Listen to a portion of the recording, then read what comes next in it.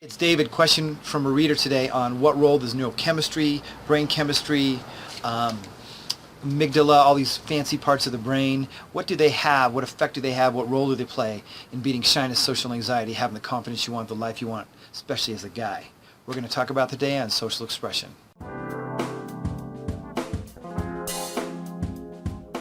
Hey, it's David from Social Expression with a question from a reader saying, hi David, my question is, what role do neurotransmitters and brain chemistry have to do with shyness and anxiety, and what can be done to test, treat, and sustain improvement over time?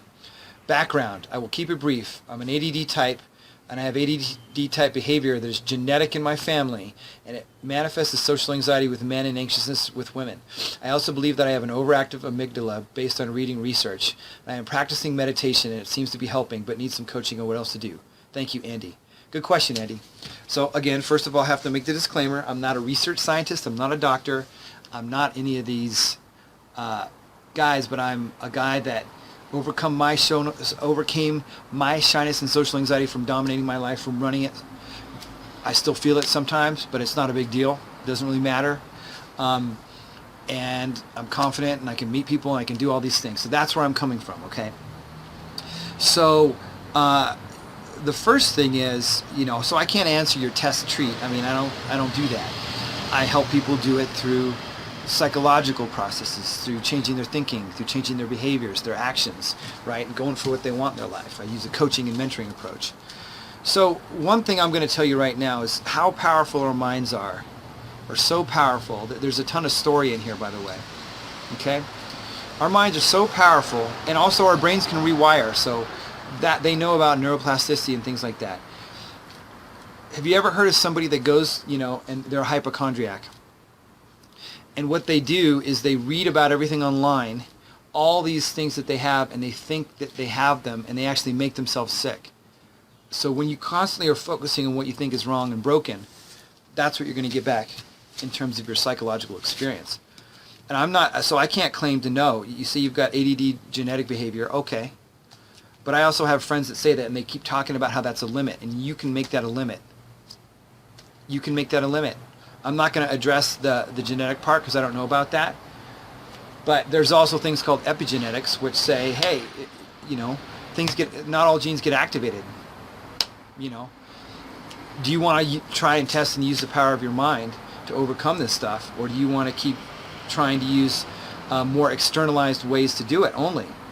I have a friend who's a therapist who helps people understand how their brain works, but it's not using medications, it's understanding how it works more in order to help them be more calm and relaxed or overcome whatever issue they're using. So all that stuff's useful. When somebody has a panic episode, if they just don't keep stirring up the thought, the panic that was initially created by the thought goes away, but they keep stirring up and they keep panicking. But it still happened through thought. I know a psychiatrist that uses thought stuff to help people with panic all the time. Even people getting people off medications. So you're underestimating the power of you and your mind right here when you keep going to these kinds of explanations. Okay, that's how I see it. It's what I've experienced, how powerfully I can shift things through thought, through belief, through story. It's ridiculous. So it's awesome you're practicing meditation. You're working with the mind. Good. And that's what you need to do more of, So, okay. I can only take you for your word that the ADD is genetic, and that ADD. So you're putting a story together. ADD manifests as social anxiety. Okay, if you say so. I know plenty of people with ADD that don't have social anxiety. I know people that say they have social anxiety that have it, that don't have ADD.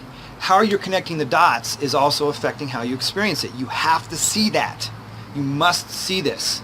If you don't see this, you continue on this path, okay? Meditation, mindfulness, keep going on that for sure. You believe that you have an overactive amygdala. You said you believe it. There's no truth to it. You just made it a belief, man. You see that? Okay, you gotta watch this stuff. It's all in your language. You're acting as if it's fundamentally real.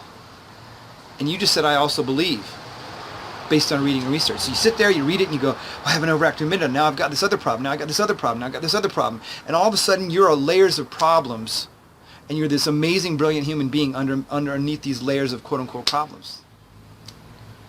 It's got to end. The madness. We got to stop the madness, okay?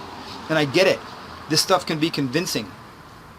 But there's also research that shows how when a doctor gives a patient a pill, they can give them placebo and the patient gets better because they believe that this doctor has more knowledge and expertise. So that belief, they're actually healing themselves through belief, okay? It's weird.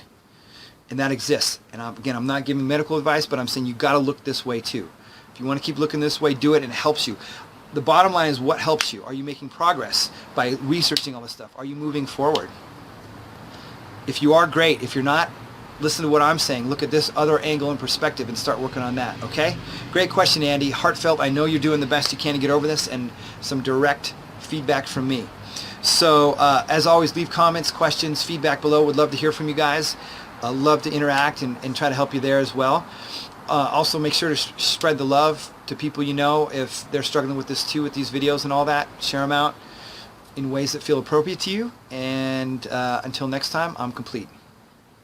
Hey, if you like this video and want more tips and strategies on how to overcome your shyness, social anxiety, self-doubt, and really build the confidence in your social skills, conversational skills as much as you can, up to the best you can be, so you can have the career success, the social circles and friends, the dating life that you want, all that and more, subscribe to the Social Expression channel by clicking on the subscribe button, and check out the other videos here that are on offer. This channel is all about helping you be the best guy that you can, like I've done for myself, and I really want you guys to succeed.